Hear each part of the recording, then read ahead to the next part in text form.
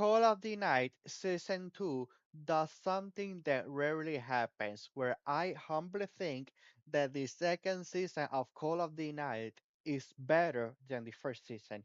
And don't get me wrong, the first season of Call of the Night is very much high top tier from the animation, the writing, the pacing, the characters, everything in the first season top tier. But I actually think that the second season managed to do it a little bit better. In the animation, we still have the beautiful, bright, vivid, but at the same time very soft colors that give the night so much light, from the city light to the stars of the night. Everything in the anime beautiful. The same way that the first season, with many beautiful panoramic shots. And when it comes to the pacing in the anime was so well done, because this anime actually has two different flashbacks, one for Nasuka and one for Anko, who is the detective. And usually I don't like flashbacks, because it is the the grand majority of the time they just simply explain something that we already know, or they give you information that it doesn't go anywhere, in it's just a complete waste of time. So but in this second season, the flashbacks were actually put in the right place, so it never felt jarring. It wasn't like you were in a cliffhanger and suddenly a flashback came, and I don't want the flashback, I want to continue watching where the cliffhanger ended. No, in this case the flashback was placed in the exact perfect spot, so it was welcome, and the information that the flashback brought for both characters was actually quite interesting.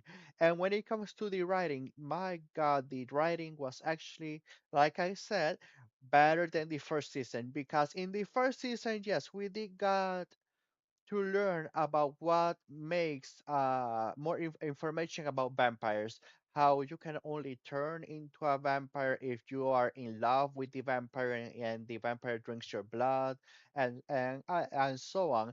But in the second season, we actually learn a little bit more about vampires and what make them tick. And I'm not going to say all of them, because we did got quite a bit of information about vampires. But all of them, the only one that I feel comfortable talking about and discussing with you is that after you turn into a vampire, you slowly begin to lose your memory of your human life, which I think is super fascinating, because not only do you lose your memories of your human life, but technically, since you were human when you fell in love with the vampire, even though the memories of you falling in love with said vampire gradually go away through the passage of time.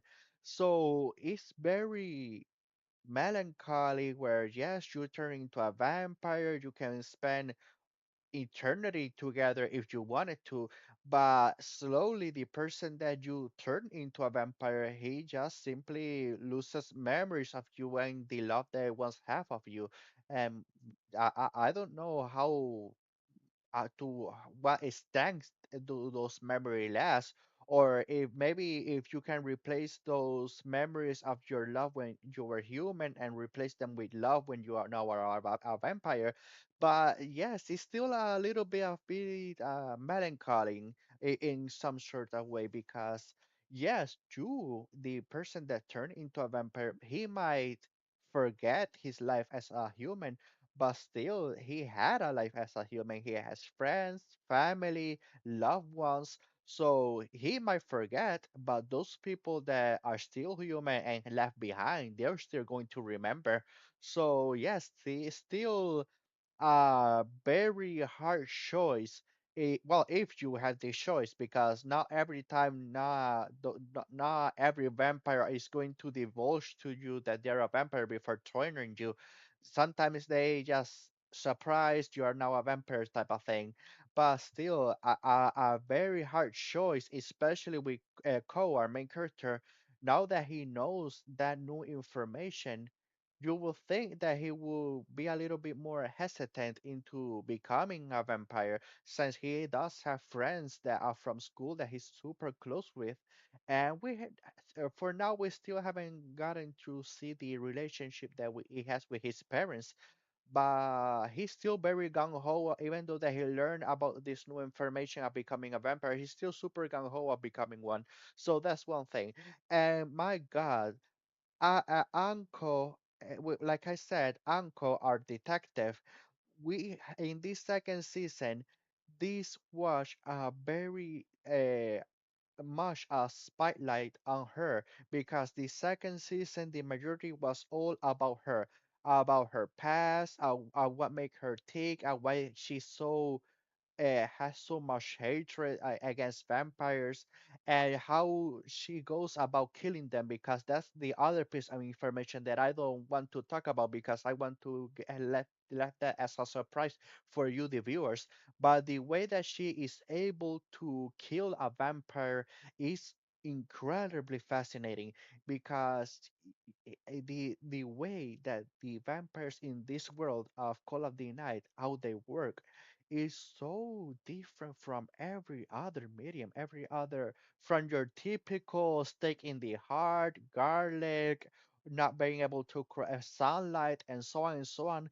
The way that Anko is able to kill vampires is so well thought out. I would have never thought of that piece of detail in my life. The way that the vampires work in this anime, super unique, that I have never seen in any other piece of medium. That I just going to say top tier writing, to be able to do something so different with a concept of vampires that have been done to death in so many other mediums, which I am so I mean, and not only that, when it comes to Anko, we in the first season, yes, we got to see a little bit about her, but in the second season, where the story was mostly about her, we saw more layers of how she works, because if you saw her in the first season, you think, oh, she's super cool, collected, a couple of step ahead when it comes to vampires and how to deal with them. But we got to see a little bit more of her, and that she can actually be quite uh, goofy in many moments that you will think it will be super serious, but at the same time she can be equally as deadly.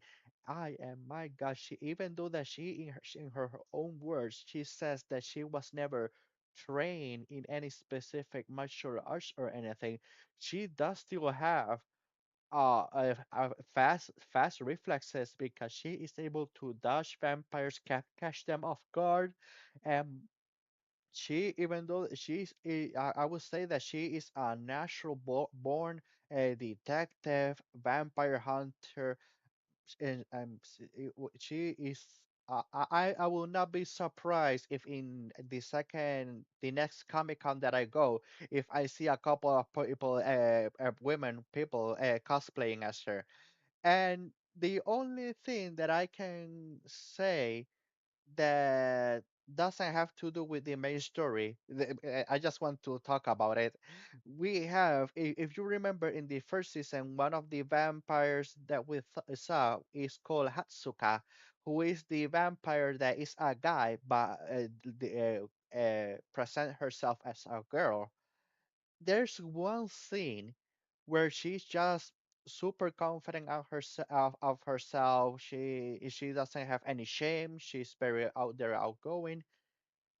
She goes to a hot bath with the rest of the guys, and I don't know, it felt uncomfortable, because she is so petite, and even when we her clothes off in the hot spring or hot bath, or whatever, she still very much carries herself in a feminine way.